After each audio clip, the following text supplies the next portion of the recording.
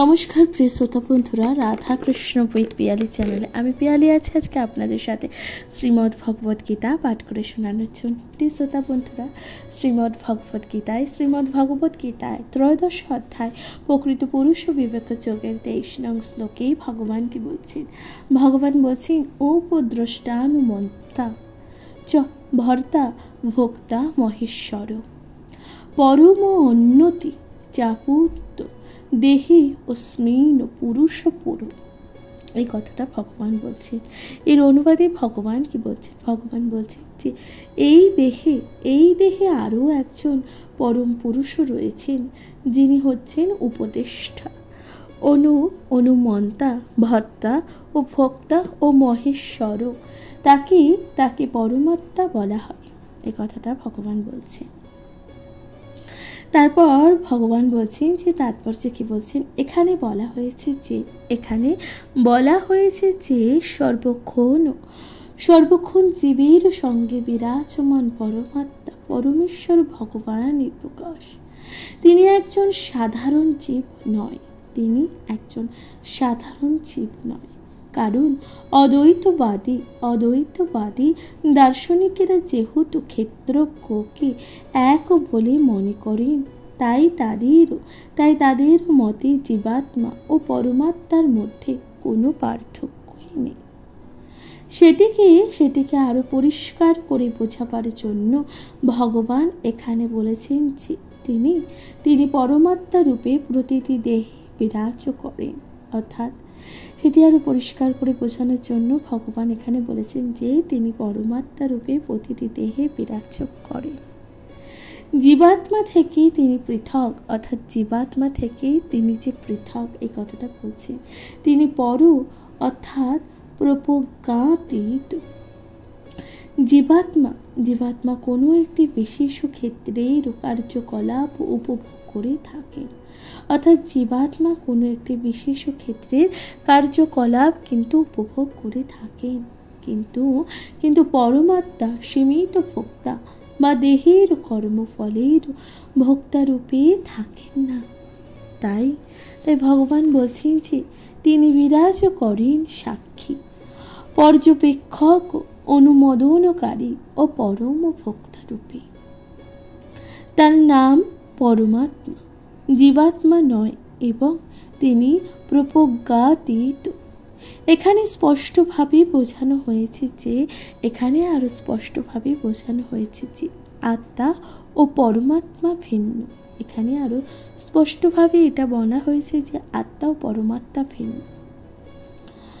পরমাত্মার হাত ও পা সর্বত্রই আছে, কিন্তু জীবের তা নেই। অর্থাৎ পরমাত্মার হাত ও পা সর্বত্রই আছে, কিন্তু একটি জীবের কিন্তু তা নেই। আর যেহেতু পরমাত্মা পরমেশ্বর ভগবান, তাই তিনি প্রতিটি জীবের অন্তরে থেকে জীবাত্মার ভোগ ও বাসনাগুলি অনুমোদন করে। পরমাত্মার অনুমোদন ব্যতীত জীবাত্মা কিছুই করতে পারে না। অর্থাৎ পরমাত্মার এই যে অনুমোদন ব্যতীত জীবাত্মা কোনো কিছুই করতে পারে না। জীবাত্মা ভুক্ত ও প্রতিপাদিত এবং ভগবানের ভক্তা বা প্রতিপালক। অসংখ্য জীব আছে এবং তাদের পরম সুহৃদয় রূপে তিনি তাদের অন্তরে বিরাজ করেন। প্রতিটি স্বতন্ত্র জীবই পরমেশ্বর ভগবান সনাতন বিভিন্ন অংশ, এবং তারা উভয় একে অপরের ঘনিষ্ঠ বন্ধু। কিন্তু জীবের মধ্যে ভগবানের অনুমোদন প্রত্যাখ্যান করার প্রবণতা রয়েছে, এবং সে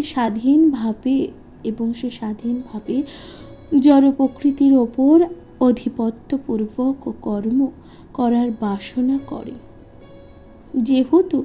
যেহেতু তার প্রবণতা রয়েছে, তাই তাকে বলা হয় পরমেশ্বর ভগবানের ততুষ্ঠ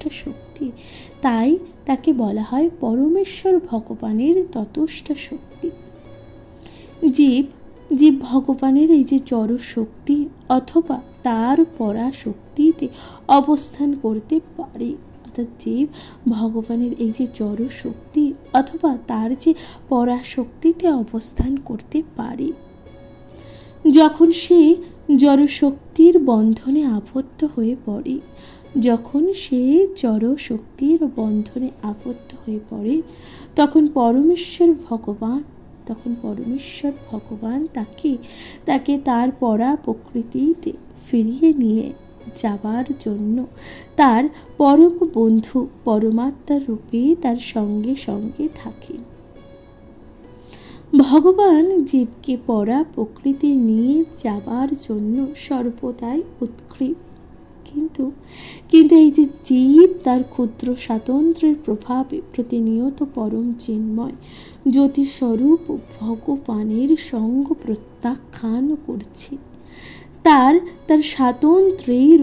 স্বাতন্ত্র্যেরও অপব্যবহার করার ফলে জীব এই যে জড় প্রকৃতির সংসার ও দুঃখ ভোগ করছে।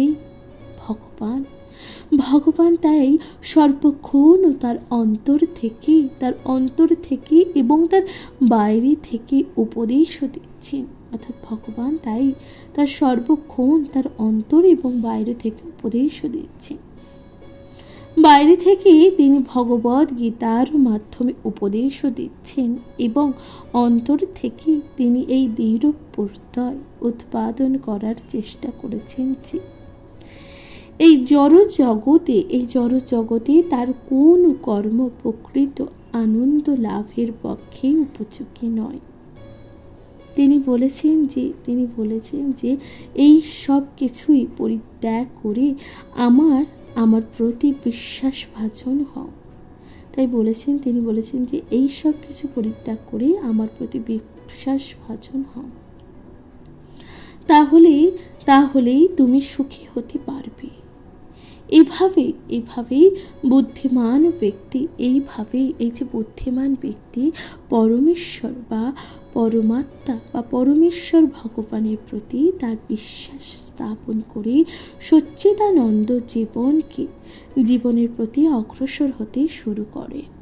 প্রিয় শ্রোতা বন্ধুরা, তাহলে এইভাবেই তার বুদ্ধিমান ব্যক্তি পরমাত্মা বা পরমেশ্বর ভগবানের প্রতি তার বিশ্বাস স্থাপন করে সচ্চিদানন্দময় জীবনের দিকে অগ্রসর হতে শুরু করে। এই কথা ভগবান বলেছেন। প্রিয় শ্রোতা বন্ধুরা, আশা করছি তা আপনাদের ভালো লাগছে। শ্রীমদ্ ভগবত গীতার 23 নং শ্লোক আপনাদের কেমন লাগছে অবশ্যই আপনাদের গুরুত্বপূর্ণ মতামত দিয়ে জানাতে ভুলে যাবেন না। এই পরবর্তী শ্লোক অর্থাৎ 24 নং শ্লোকে ভগবান শ্রীকৃষ্ণ কি বলছেন আসুন তার যথাযথ ব্যাখ্যা করা যাক। শুনতে থাকবেন শ্রীমদ্ ভগবত গীতা পাঠ।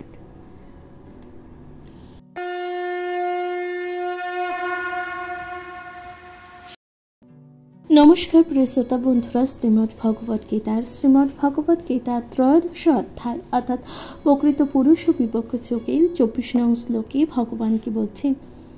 ভগবান শ্রীকৃষ্ণ বলছেন এবং বৃত্তি পুরুষং প্রকৃতং চ গুণী সহ সর্বথা বর্তমানে অপি ন ভূতেপি ভিজায়তে।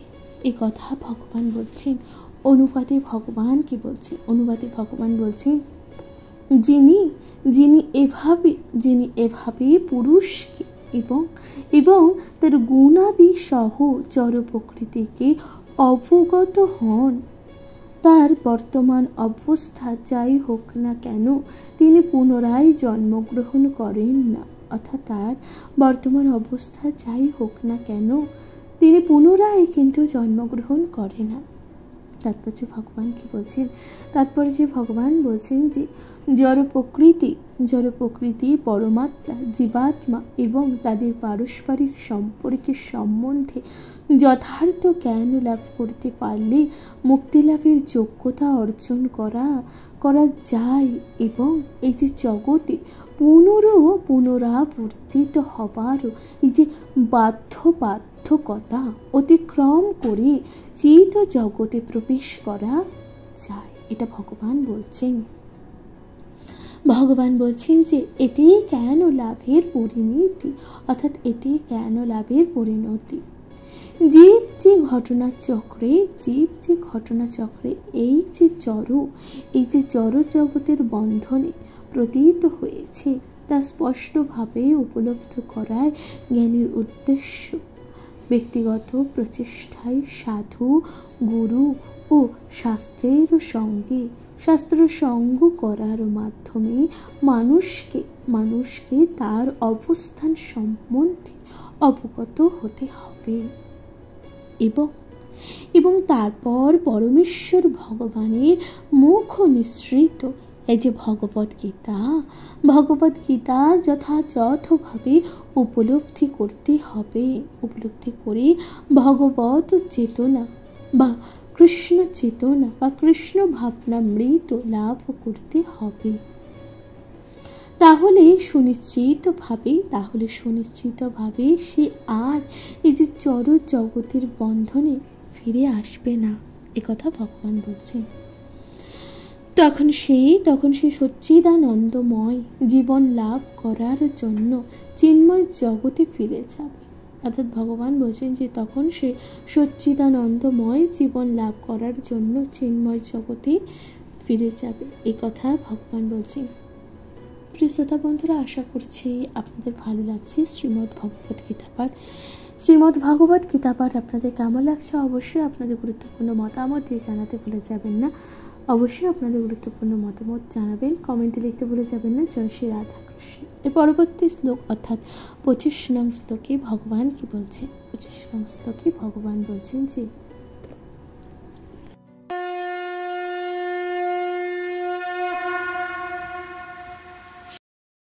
নমস্কার প্রিয় শ্রোতা বন্ধুরা, শ্রীমদ্ ভগবত গীতার ত্রয়োদশ অধ্যায় অর্থাৎ প্রকৃত পুরুষ ও বিবেচকের 25 নং শ্লোকে ভগবান কি বলছেন?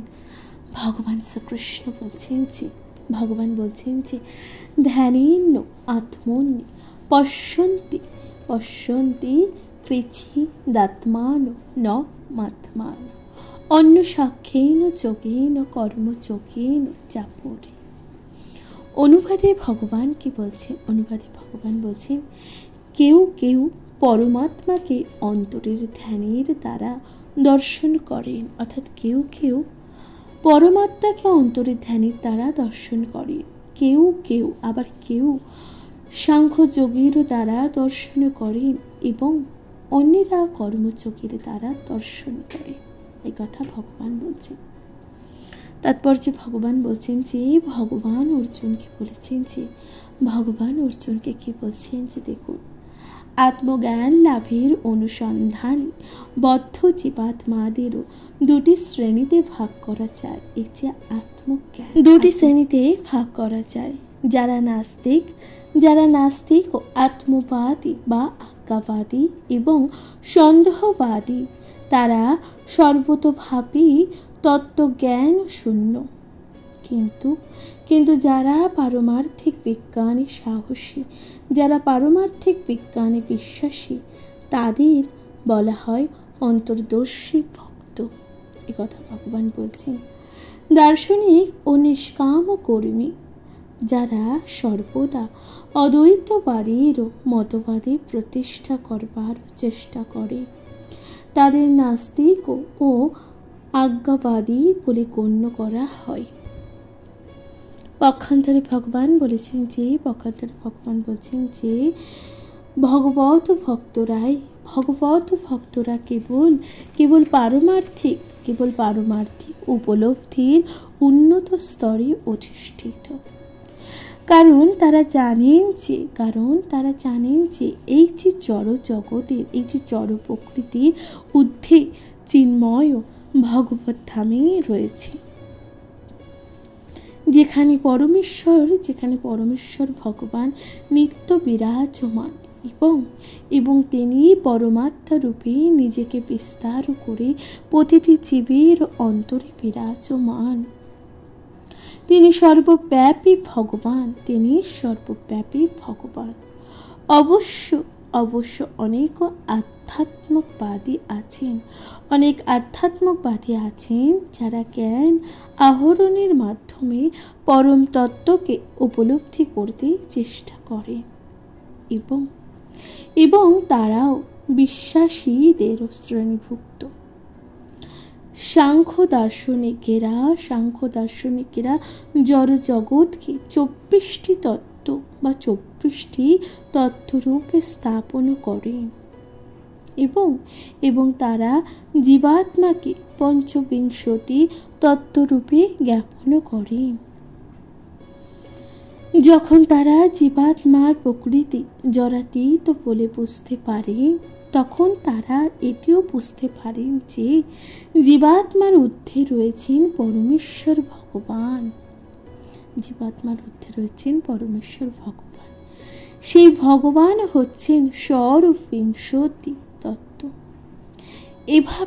এভাবে ক্রমান্বয়ে কৃষ্ণ ভাবনামৃত লাভ করে তারাই ভগবত ভক্তির স্তরে উন্নীত হন। যারা নিষ্কাম কর্মী বা কর্মযোগী, তারাও ঠিক পথে অগ্রসর হচ্ছে। কালক্রমে তারাও কৃষ্ণ ভাবনাময় ভক্তিযোগের স্তরে উন্নীত হবার সুযোগ পান। এখানে বলা হয়েছে যে নির্মল চিত্তবৃত্তি সম্পূর্ণ কিছু মানুষ ধ্যানের মাধ্যমে পরমাত্মাকে উপলব্ধি করতে চেষ্টা করে। তারা যখন হৃদয়ে পরমাত্মাকে খুঁজে পান, তখন তারা চিন্ময় স্তরে অধিষ্ঠিত হন। তেমনি অনেকে জ্ঞানের মাধ্যমে পরমাত্মাকে উপলব্ধি করার চেষ্টা করেন। তেমনি অনেকে যে জ্ঞানের মাধ্যমে পরমাত্মাকে উপলব্ধি করার চেষ্টা করেন। কেউ আবার হঠযোগ অভ্যাস করার মাধ্যমে ভগবানকে জানতে চান, এবং কেউ শিশু সুলভ কার্যকলাপের মাধ্যমে পরমেশ্বর ভগবানকে সন্তুষ্ট করতে চেষ্টা করেন। প্রিয়শ্রোতা বন্ধুরা, তাহলে ভগবান বলছি ভগবানকে কিভাবে সন্তুষ্ট করতে চান, তাহলে তা কিন্তু এখানে বলা হয়েছে। আশা করছি তা আপনাদের ভালো লাগছে। প্রিয় শ্রোতা বন্ধুরা, তাহলে এখানেই সমাপ্ত হচ্ছে 25 নং শ্লোক। আশা করছি তা আপনাদের ভালো লাগছে। শ্রীমদ্ ভগবত গীতা পাঠ আপনাদের কেমন লাগছে অবশ্যই আপনাদের গুরুত্বপূর্ণ মতামত দিয়ে জানাতে ভুলে যাবেন না। এর পরবর্তী শ্লোক অর্থাৎ 26 নং শ্লোকে ভগবান কি বলছে, আসুন তার যথাযথ ব্যাখ্যা করা যাক। শুনতে থাকুন শ্রীমদ্ ভগবত গীতা পাঠ।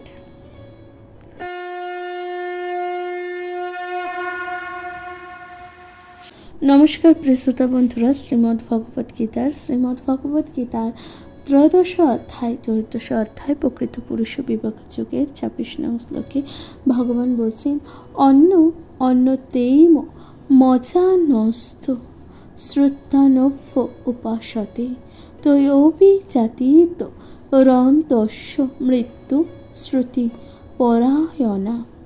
অনুবাদে ভগবান বলছেন যে অন্য কেউ এভাবে না জেনে অন্যদের কাছ থেকে শ্রবণ করে উপাসনা করেন, তারাও শ্রবণ পরায়ণ হয়ে মৃত্যুময় সংসার অতিক্রম করেন। তাৎপর্য ভগবান বলছেন যে এই শ্লোকটি আধুনিক সমাজের পক্ষে বিশেষভাবে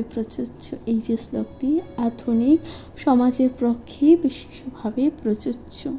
কারণ বর্তমান সমাজে বাস্তবিক ও পক্ষে পারমার্থিক ও বিষয় সম্বন্ধে কোনো রকম শিক্ষাই দেওয়া হয় না। কিছু লোককে নাস্তিক অথবা আজ্ঞাবাদী অথবা দার্শনিক বলে মনে হতে পারে, কিন্তু প্রকৃতপক্ষে তাদের কোনো রকম দার্শনিক জ্ঞানই নেই। সাধারণ মানুষের ক্ষেত্রে কোনো মানুষ যদি পুণ্যাত্মা হন, তাহলে শ্রবণ করার মাধ্যমে তিনি পরমার্থ সাধনের পথে অগ্রসর হবার জন্য একটি সুযোগ পেতে পারেন।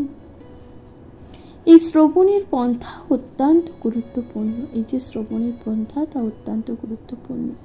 শ্রী চৈতন্য মহাপ্রভু যিনি বর্তমান জগতে কৃষ্ণ ভাবনামৃত প্রচার করেছেন, তিনি ভগবানের কথা শ্রবণ করার উপর বিশেষভাবে জোর দিয়েছেন। কারণ সাধারণ মানুষ যদি কেবল নির্ভরযোগ্য সূত্র সাধু, গুরু, বৈষ্ণবের কাছ থেকে ভগবানের কথা শ্রবণ করেন, তাহলে এই যে পারমার্থিক পথে অগ্রসর হতে পারেন। এবং বিশেষ করে শ্রী চৈতন্য মহাপ্রভুর নির্দেশ অনুসারে তারা যদি অপ্রাকৃতিক শব্দ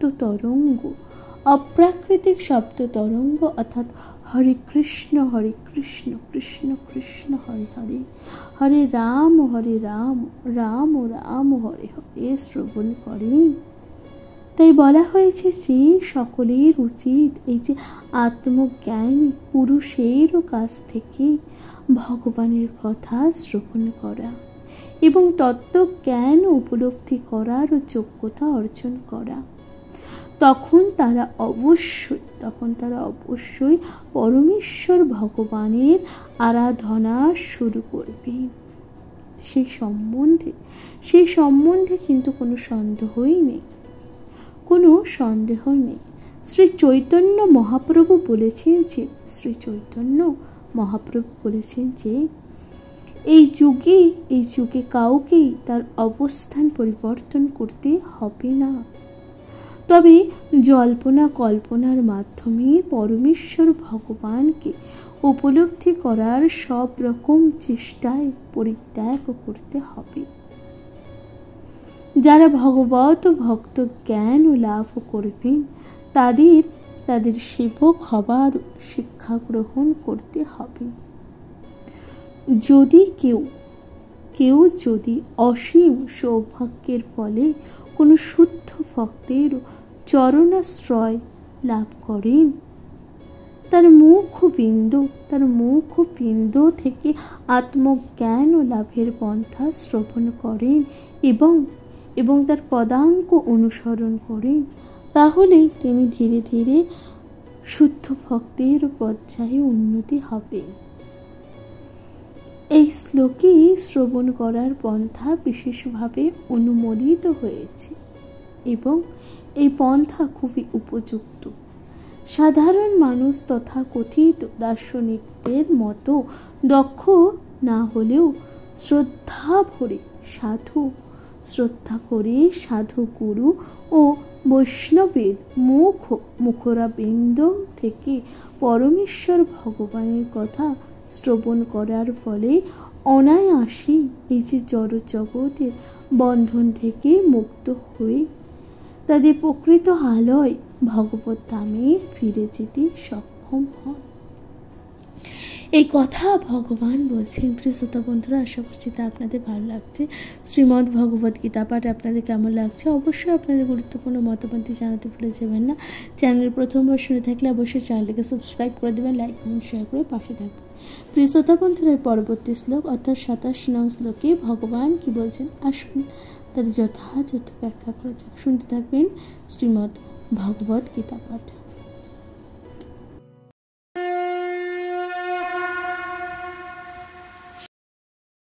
নমস্কার প্রিয় শ্রোতা বন্ধুরা, রাধা কৃষ্ণ উইথ পিয়ালি চ্যানেলে আমি পিয়ালি আছি। আজকে আপনাদের সাথে শ্রীমদ্ ভগবত গীতার 13 অধ্যায় অর্থাৎ 27 নং শ্লোকে ভগবান কি বলছেন। ভগবান বলছেন যাবত সংজায়তে কিঞ্চিত সত্যং স্থাবর জঙ্গমম ক্ষেত্র সংযোগাত তদ্ধিতি ভরতর্ষর্ভ। এই যে কথাটি ভগবান বলছেন, এই যে শ্লোকটি ভগবান বললেন, এর অনুবাদে ভগবান কি বলছেন। ভগবান বলছেন হে ভারত শ্রেষ্ঠ, স্থাবর ও জঙ্গম উভয় যা কিছু অস্তিত্ব আছে সে সব ক্ষেত্র ও ক্ষেত্রজ্ঞের সংযোগ থেকে উৎপন্ন হয়েছে বলে জানবে। এই কথাটা ভগবান বলছেন। প্রিয় শ্রোতা বন্ধুরা, ভগবান তাৎপর্যে কি বলছেন? ভগবান তাৎপর্যে বলছেন যে এই যে জড় প্রকৃতির এবং এই যে জড় জীব উভয় সৃষ্টির পূর্বে বর্তমান ছিল, তাদের সম্বন্ধে এই শ্লোকে ব্যাখ্যা করা হয়েছে। যা কিছু সৃষ্টি হয়েছে তা জড় প্রকৃতি ও জীবের সমন্বয়ের ফলে। প্রিয় শ্রোতা বন্ধুরা, যা কিছু সৃষ্টি হয়েছে তা জড় প্রকৃতি ও জীবের সমন্বয়ের ফলে। প্রকৃতিতে গাছপালা, পাহাড়, পর্বতের মতন অনেক কিছু আছে যা অর্থাৎ গতিশীল নয়, এবং অনেক কিছু আছে যা জঙ্গম বা গতিশীল। তারা সকলেই এই যে জড় প্রকৃতি এবং পরা প্রকৃতি বা জীবতাত্মা সমন্বয় ছাড়া আর কিছুই নয়। পরা প্রকৃতির জীবাত্মার সংস্পর্শ ছাড়া কোনো কিছুই বিকাশ হতে পারে না। তাহলে এই যে পরা প্রকৃতির জীবাত্মার সংস্পর্শ ছাড়া কোনো কিছুই কিন্তু বিকাশ হতে পারে না। জড় প্রকৃতির সঙ্গে পরা ও প্রকৃতির যে সম্পর্ক তা নিত্যকাল ধরে চলে আসছে। এই যে জড় প্রকৃতির সঙ্গে পরা ও প্রকৃতির যে সম্পর্ক তা নিত্যকাল ধরে চলে আসছে, এবং তাদের সমন্বয় সম্পাদিত হয় ভগবান, অর্থাৎ সম্পাদিত হয় পরমেশ্বর ভগবানের ইচ্ছার প্রভাবে। তাই তিনি উৎকৃষ্ট ও অনুৎকৃষ্ট উভয় প্রকৃতির নিয়ন্তা। তিনি জড় প্রকৃতির সৃষ্টি করেছেন এবং উৎকৃষ্ট পরা প্রকৃতিকে তিনি জড় প্রকৃতি স্থাবর করেছেন। আর তার ফলে এই সমস্ত কিছু প্রকাশিত হয়েছে এবং সক্রিয় হয়েছে।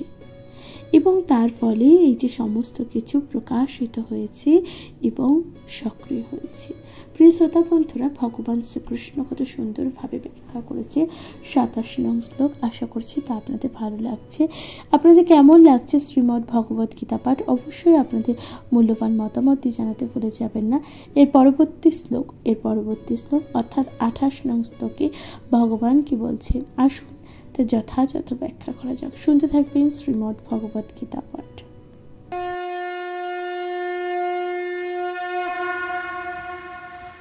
নমস্কার প্রিয় শ্রোতা বন্ধুরা, শ্রীমদ্ ভগবত গীতা ত্রয়োদশ অধ্যায়ের 28 নং শ্লোকে ভগবান কি বলছেন? ভগবান বলছেন, সমং সর্বেষু ভূতেষু তিষ্ঠত্যং পরমেশ্বর বিনশ্যতু স বিনশ্যান্তং ইয় পশ্যন্তি স পশ্যন্তি। এই যে ভগবান শ্লোকটি বললেন, এই শ্লোকের অনুবাদে ভগবান কি বলছেন?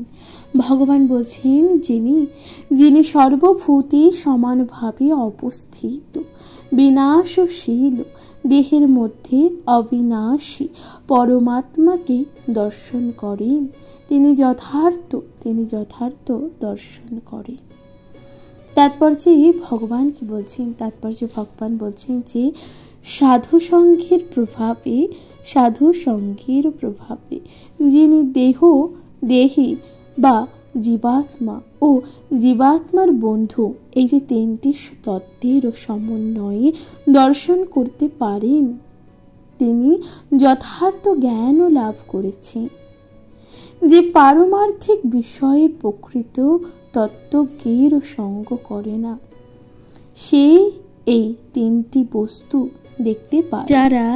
যারা এই ধরনের সঙ্গ লাভ করে না, তারা অজ্ঞ হয়েই থাকে। তারা কেবল দেহটি দর্শন করে এবং দেহটি বিনাশ প্রাপ্ত হলে মনে করে যে সবকিছুই শেষ হয়ে গেল। কিন্তু প্রকৃতপক্ষে এটি সেই রকম নয়।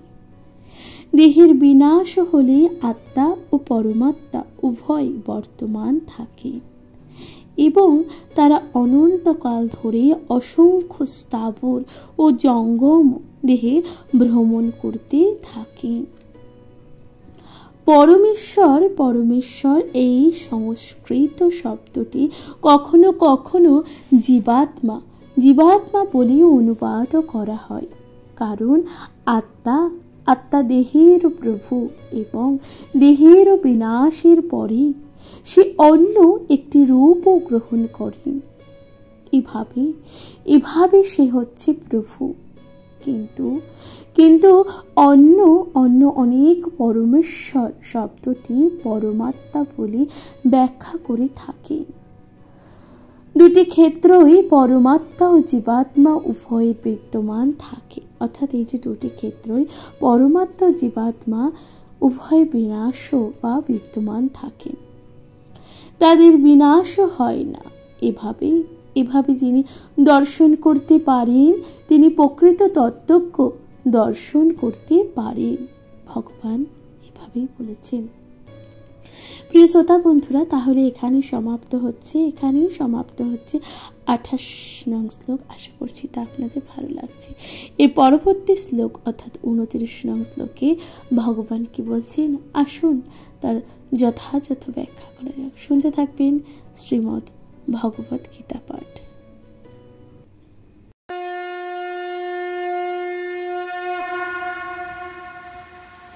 নমস্কার প্রিয় শ্রোতা বন্ধুরা, শ্রীমদ্ ভগবত গীতা 13 অধ্যায়ের 29 নং শ্লোকে ভগবান কি বলছেন?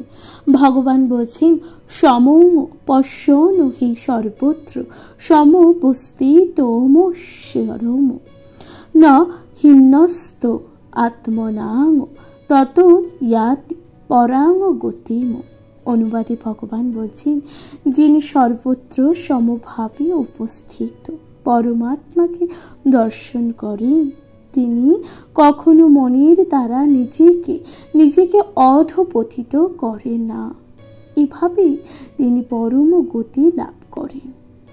তাৎপর্য ভগবান বলছেন যে জীবাত্মা তার জড়জাগতিক অস্তিত্ব স্বীকার করার ফলে তার চিন্ময় অস্তিত্ব থেকে ভিন্ন ভিন্ন অবস্থায় স্থিত হয়েছে। কিন্তু কেউ যদি বুঝতে পারে যে পরমেশ্বর ভগবান তার পরমাত্মা প্রকাশের মাধ্যমে সর্বত্রই বিরাজিত, অর্থাৎ সর্বভূতে পরমেশ্বর ভগবানকে দর্শন করতে পারলে সে আর বিনাশী মনোভাবের দ্বারা নিজেকে অধঃপতিত করে না এবং তাই সে তখন ধীরে ধীরে চিন্ময় জগতের দিকে অগ্রসর হতে থাকে। মন সাধারণত ইন্দ্রিয় তৃপ্তিমূলক ও ক্রিয়াকলাপের আসক্ত থাকে, কিন্তু সেই মন যখন ভগবত উন্মুখী হয় তখন পারমার্থিক উপলব্ধির পথে অগ্রসর হওয়া যায়। এই কথা ভগবান বলছেন। প্রিয় শ্রোতা বন্ধুরা, এই কথা ভগবান বলছেন। আশা করছি এখানেই সমাপ্ত হচ্ছে 29 নং শ্লোক। প্রিয় শ্রোতা বন্ধুরা, শ্রীমদ্ ভগবত গীতা পাঠ আপনাদের কেমন লাগছে অবশ্যই আপনাদের গুরুত্বপূর্ণ মতামত দিয়ে জানাতে ভুলে যাবেন না। চ্যানেলে প্রথমবার শুনে থাকলে অবশ্যই চ্যানেলটিকে সাবস্ক্রাইব করে দিয়ে পাশে থাকবেন। প্রিয় শ্রোতা বন্ধুরা, এই পরবর্তী শ্লোক অর্থাৎ 30 নং শ্লোকে ভগবান শ্রীকৃষ্ণ কি বলছেন, আসুন তার যথাযথ ব্যাখ্যা করা যাক। শুনতে থাকবেন শ্রীমদ্ ভগবত গীতা পাঠ।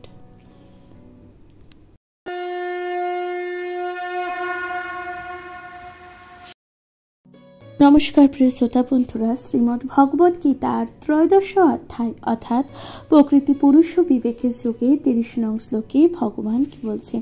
ভগবান বলছেন, প্রকৃতিশ্চ বা প্রকৃতৈশ্চ চ কর্মাণি ক্রিয়ামানানি সর্বস্ব ইয়া পশ্যন্তি তথা আত্মনাং মম কর্তারং স পশ্যন্তি। অনুবাদে ভগবান বলছেন, যিনি যিনি দর্শন করেন যে এই যে জড় প্রকৃতিজাত দেহের দ্বারায় সমস্ত কর্ম কৃত হয় এবং আত্মা কিছুই করে না, তিনি যথাযথভাবে দর্শন করেন। তারপর যে ভগবান কি বলছেন? ভগবান বলছেন যে এই দেহটি পরমাত্মার নির্দেশ অনুসারে জড় প্রকৃতির দ্বারা সৃষ্ট হয়েছে এবং দেহেরও মাধ্যমে জীব যে সমস্ত কার্যকলাপ করে সেগুলো সে নিজে করে না। সুখ অথবা দুঃখের জন্য সে যাই করুক, প্রকৃতপক্ষে তার দেহের গঠন অনুসারে সেটি করতে সে বাধ্য হয়। তাহলে ভগবান বলছেন যে দেখুন, সেই যে জড় দেহ করতে কেন বাধ্য হয়? কারণ যে সুখ অথবা দুঃখের জন্য সে যাই করুক না কেন, প্রকৃতপক্ষে এই সকল কাজ কর্ম করতে জড় দেহ গঠন অনুসারে সেটি করতে সে বাধ্য হয়। ভগবান বলছেন যে আত্মা কিন্তু সর্বদাই এই সমস্ত দৈহিক কার্যকলাপের ঊর্ধ্বে, অর্থাৎ আত্মা কিন্তু এই যে এই সমস্ত যে দৈহিক কার্যকলাপ তার সকল কিছুর ঊর্ধ্বে। তাই ভগবান বলছেন অতীতের বাসনা অনুসারে দেহ প্রদান করা হয়ে থাকে। কামনা বাসনা চরিতার্থ করবার জন্য জীব দেহপ্রাপ্ত হয়, যার দ্বারা সে নির্ধারিত কর্ম করে থাকে। বস্তুত বলা যায় যে দেহটি একটি যন্ত্র যা জীবের মনোবাসনা পূরণ করবার জন্যই ভগবান তৈরি করেছেন। অর্থাৎ তাহলে ভগবান কি বলছেন যে এই যে দেহটা একটি হচ্ছে যন্ত্র যা এই যে জীবের মনোবাসনা, অর্থাৎ জীব কি চায় কি চায় না, এই যে মনোবাসনা পূরণ করবার জন্য ভগবান তা তৈরি করেছেন। বাসনার ফলে সুখ ও দুঃখ অথবা সুখ ভোগ করার জন্যই জীব নানান রকম সংকটপূর্ণ অবস্থায় পতিত হয়। জীবের এই যে দিব্যদৃষ্টি যখন বিকশিত হয় তখন সে তার দেহের কার্যকলাপ থেকে নিজেকে পৃথক রূপে দর্শন করে। প্রিয় শ্রোতা বন্ধুরা, জীবের এই যে যখন দিব্যদৃষ্টি বিকশিত হয় তখন সে তার যে দেহের কার্যকলাপ তা থেকে নিজেকে পৃথক রূপে দর্শন করে। এই দৃষ্টিভঙ্গি সম্পূর্ণই ব্যক্তি প্রকৃতি দ্রষ্টা। তাই ভগবান বলছেন এই যে দৃষ্টিভঙ্গি সম্পূর্ণ যে ব্যক্তি তারাই প্রকৃতির দ্রষ্টা। প্রিয় শ্রোতা বন্ধুরা, তাহলে এখানেই সমাপ্ত হচ্ছে 30 নং শ্লোক। আশা করছি তা আপনাদের ভালো লাগছে। প্রিয় শ্রোতা বন্ধুরা, শ্রীমদ্ ভগবত গীতা পাঠ আপনাদের কেমন লাগছে অবশ্যই আপনাদের গুরুত্বপূর্ণ মতামত দিয়ে জানান। অবশ্যই আপনাদের গুরুত্বপূর্ণ মতামত দিয়ে জানান। এর পরবর্তী শ্লোক অর্থাৎ 31 নং শ্লোকে ভগবান শ্রীকৃষ্ণ কি বলছেন আসুন তার যথাযথ ব্যাখ্যা করা যাক। শুনতে থাকবেন শ্রীমদ্ ভগবত গীতা পাঠ।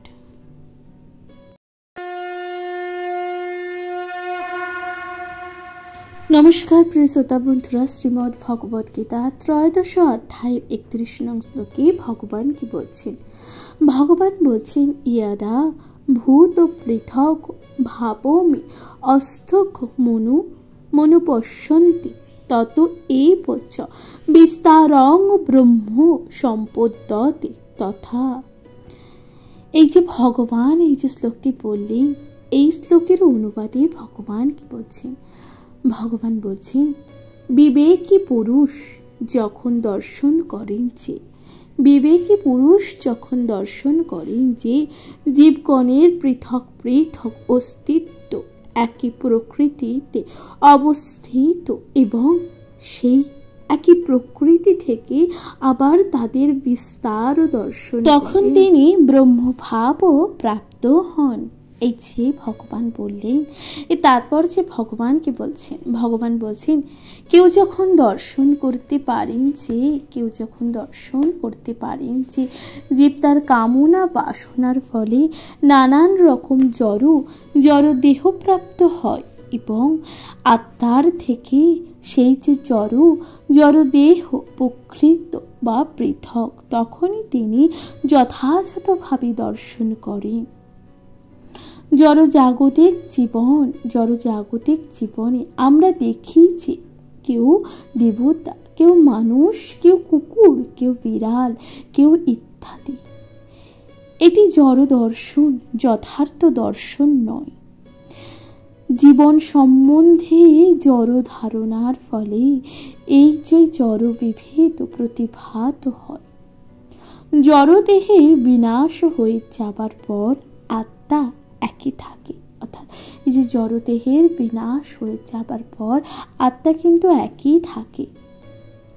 জড় প্রকৃতির সংস্পর্শে আসার ফলে আত্মা নানা প্রকার দেহপ্রাপ্ত হয়, অর্থাৎ এই যে জড় প্রকৃতির সংস্পর্শে আসার ফলে কি হয়, আত্মার নানান প্রকার দেহপ্রাপ্তি হয়। কেউ যখন তা দর্শন করতে পারেন তখন তিনি দিব্যদৃষ্টি প্রাপ্ত হন। এভাবে মানুষ, পশু, বড় এবং ছোট আদি পার্থক্য থেকে মুক্ত হয়ে যে তার চেতনা তখন পরিশুদ্ধ হয় এবং তিনি তখন যে তার চিন্ময় স্বরূপে কৃষ্ণ ভাবনাময় উন্নীত সাধন করতে সক্ষম হন। তখন তিনি কিভাবে সবকিছু দর্শন করেন তা পরবর্তী শ্লোকে বর্ণনা করা হয়েছে। প্রিয় শ্রোতা বন্ধুরা, তাহলে এখানেই সমাপ্ত হচ্ছে 31 নং শ্লোক। আশা করছি তা আপনাদের ভালো লাগছে। প্রিয় শ্রোতা বন্ধুরা, শ্রীমদ্ ভগবত গীতা পাঠ আপনাদের কেমন লাগছে অবশ্যই আপনাদের গুরুত্বপূর্ণ মতামত দিয়ে জানাতে ভুলে যাবেন না। প্রিয় শ্রোতা বন্ধুরা, চ্যানেলে প্রথমবার শুনে থাকলে অবশ্যই চ্যানেলটিকে সাবস্ক্রাইব করে দেবেন, লাইক কমেন্ট শেয়ার করে পাশে থাকবেন। এর পরবর্তী শ্লোক অর্থাৎ 32 নং শ্লোকে ভগবান কি বলছেন, আসুন তার যথাযথ ব্যাখ্যা করা যাক। শুনতে থাকবেন শ্রীমদ্ ভগবত গীতা পাঠ।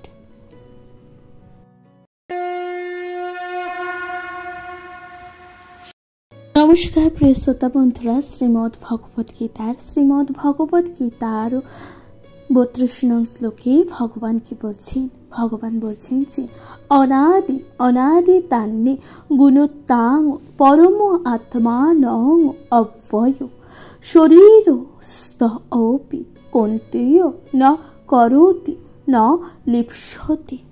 এই যে ভগবান বললেন 32 নং শ্লোকে, এর অনুবাদে ভগবান কি বলছেন, ভগবান বলছেন যে ব্রহ্মভাব অবস্থার জীব তখন দর্শন করে না এবং অব্যয় এই আত্মা অনাদি, নির্গুণ ও জড় প্রকৃতির অতীত। হে কন্তেয়, জড়দেহে অবস্থান করলে আত্মা কোনো কিছুই করে না এবং কোনো কিছুতেই লিপ্ত হয় না। এ কথা ভগবান বলছেন। তারপর যে ভগবান কি বলছেন, ভগবান বলছেন যে জড়দেহের জন্ম হবার ফলে মনে হয় যেন জীবের জন্ম হলো, কিন্তু প্রকৃতপক্ষে জীব শাশ্বত সনাতন, তার জন্ম হয় না এবং জড়দেহে স্থিত হলেও সে তার গুণাতীত ও শাশ্বত। তাই তার কখনো বিনাশ হয় না। স্বভাবত সে আনন্দময়। সে নিজেও কোনো রকম জড় কার্যে নিযুক্ত হয় না।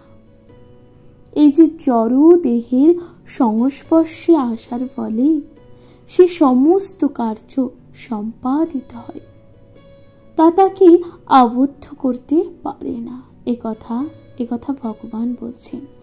প্রিয় শ্রোতা বন্ধুরা, তাহলে এখানেই সমাপ্ত হচ্ছে 32 নং শ্লোক। আশা করছি তা আপনাদের ভালো লাগছে। এই পরবর্তী শ্লোক অর্থাৎ 33 নং শ্লোকে ভগবান কি বলছেন, আসুন তার যথাযথ ব্যাখ্যা করা যাক। শুনতে থাকবেন শ্রীমদ্ ভগবদ গীতা পাঠ।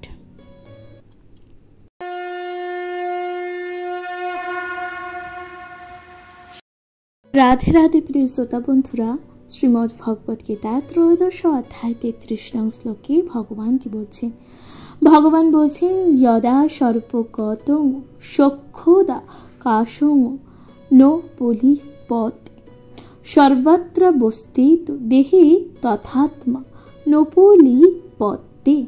অর্থাৎ অনুবাদে ভগবান বলছেন আকাশ যেমন সর্বগত হয়ে সূক্ষ্মতা হেতু অন্য বস্তুতে লিপ্ত হয় না, তেমনি ব্রহ্মদর্শন সম্পূর্ণ জীবাত্মা দেহে অবস্থিত হয়ে দেহ ধর্মে লিপ্ত হয় না। এ কথা ভগবান বলছেন। এই তাৎপর্যে ভগবান কি বলছেন, জল, কাদা, বৃষ্ঠা আদি সব কিছুতে বায়ু প্রবেশ করলেও তা কিন্তু কোনো কিছুর সঙ্গে মিশ্রিত হয় না, তেমনি জীবাত্মা যদিও নানান রকম দেহে অবস্থান করে তবুও তার সূক্ষ্ম প্রকৃতির প্রভাবে সে সব কিছু থেকে পৃথক থাকে। তাই জীবাত্মা যে কিভাবে শরীরের সঙ্গে যুক্ত থাকে এবং এই যে শরীরের বিনাশের পর সে যে কিভাবে এই শরীর থেকে চলে যায়, তা এই যে জড়চক্ষু দিয়ে দর্শন করা সম্ভব নয়। জড়বিজ্ঞানের মাধ্যমে কেউ তা বিশ্লেষণ করতে পারে না। শ্রোতা বন্ধুরা, তাহলে এই যে জড় বিজ্ঞানের মাধ্যমে কেউ তা বিশ্লেষণ করতে কিন্তু পারে না। শ্রোতা বন্ধুরা, তাহলে এখানেই সমাপ্ত হচ্ছে 33 নং শ্লোক। আশা করছি তা আপনাদের ভালো লাগছে। এর পরবর্তী শ্লোক অর্থাৎ 34 নং শ্লোকে ভগবান কি বলছেন, আসুন তার যথাযথ ব্যাখ্যা করা যাক। শুনতে থাকবেন শ্রীমদ্ ভগবদ গীতা পাঠ।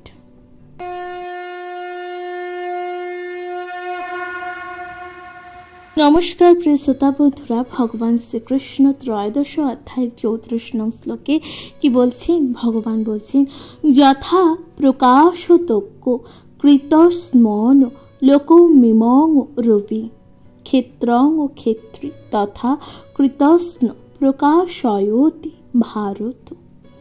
অনুবাদে ভগবান বলছেন, হে ভারত, এক সূর্য যেমন সমগ্র জগৎকে প্রকাশ করে, সেই রকম ক্ষেত্রী আত্মা ও সমগ্র ক্ষেত্রকেও চেতনার দ্বারা প্রকাশ করে। তাৎপর্যে কি বলছেন, তাৎপর্যে ভগবান বলছেন যে চেতনা সম্বন্ধে নানান রকম মতবাদ আছে, অর্থাৎ চেতনা সম্বন্ধে নানান রকমের কিন্তু মতবাদ আছে। এখানে ভগবদ গীতায় সূর্য ও সূর্য রশ্মিরও উদাহরণ দেওয়া হয়েছে। সূর্য যেমন এক জায়গায় অবস্থিত হয়ে সমগ্র জগৎকে আলোকিত করছে, তেমনি অনুসদৃশ্য জীবাত্মা দেহের হৃদয় অবস্থিত হয়ে চেতনার দ্বারা সমস্ত দেহের উদ্ভাসিত করছে। এভাবে সূর্য রশ্মি বা আলোক যেমন সূর্যের অস্তিত্বের প্রমাণ, তেমনি চেতনার আত্মার অস্তিত্বের প্রমাণ। দেহে যখন আত্মা থাকে, অর্থাৎ দেহে যখন আত্মা থাকে তখন সারা দেহ জুড়ে চেতনা থাকে, কিন্তু দেহে যখন আত্মা চলে যায়, কিন্তু যখন দেহ থেকে সেই আত্মাটাই চলে যায় তখন আর সেই দেহ কিন্তু চেতনা থাকে না।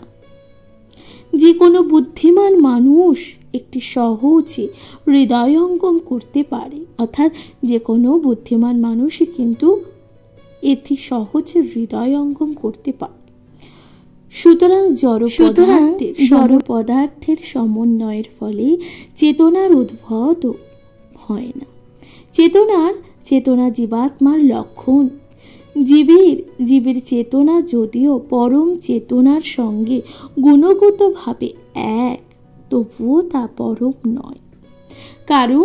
কারণ একটি দেহের চেতনা অন্য দেহের চেতনার অধিকাংশ বা অংশীদার হতে পারে না। কিন্তু জীবের বন্ধুরূপে যে পরমাত্মা প্রতিটি জীবের দেহে বিরাজ করেছেন, তিনি সমস্ত দেহের সম্বন্ধেও সে কথা বলেছেন। অর্থাৎ ভগবান বলছেন তিনি সমস্ত দেহের সম্বন্ধে সচেতন।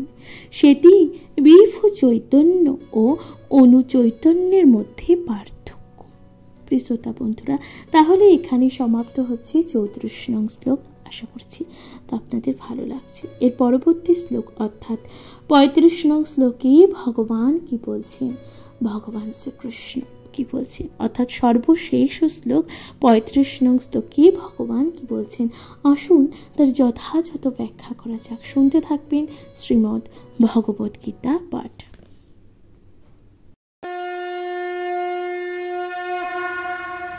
নমস্কার প্রিয় শ্রোতা বন্ধুরা, শ্রীমদ্ ভগবদ গীতার সর্বশেষ শ্লোক অর্থাৎ 13 অধ্যায় প্রকৃত পুরুষ ও বিবেক যোগের সর্বশেষ শ্লোক 35 নং শ্লোকে ভগবান কি বলছেন, ভগবান বলছেন যে ক্ষেত্রজ্ঞ মন্তরং জ্ঞান চক্ষুষা ভূত প্রকৃতি মোক্ষং চ বিদুয় আন্তি তে পরম।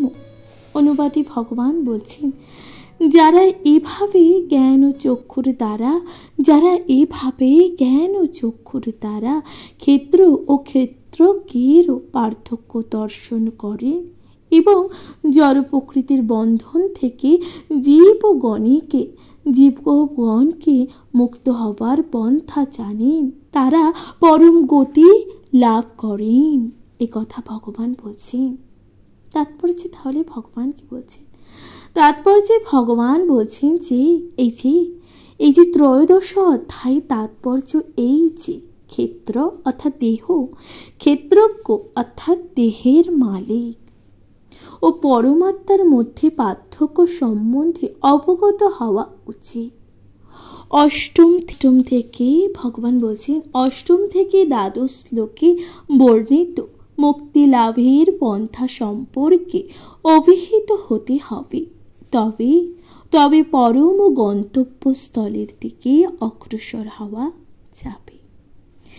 যে মানুষের হৃদয়ে শ্রদ্ধার উদয় হয়েছে, তাকে সর্বপ্রথমে সাধু সঙ্গে ভগবানের কথা শ্রবণ করতে হবে এবং এভাবেই ধীরে ধীরে তিনি দিব্য জ্ঞান লাভ করবেন।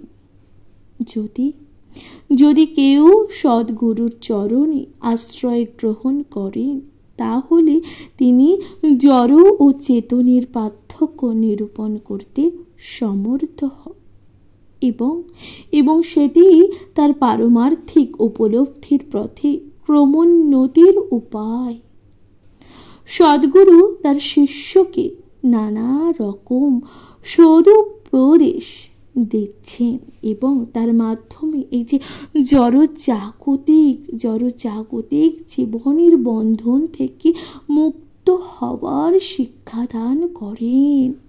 তাহলে যেমন ভগবদ গীতায় আমরা দেখতে পাই যে শ্রীকৃষ্ণ অর্জুনকে জড়জাগতিক বন্ধন থেকে মুক্ত করবার জন্য উপদেশ দিচ্ছেন।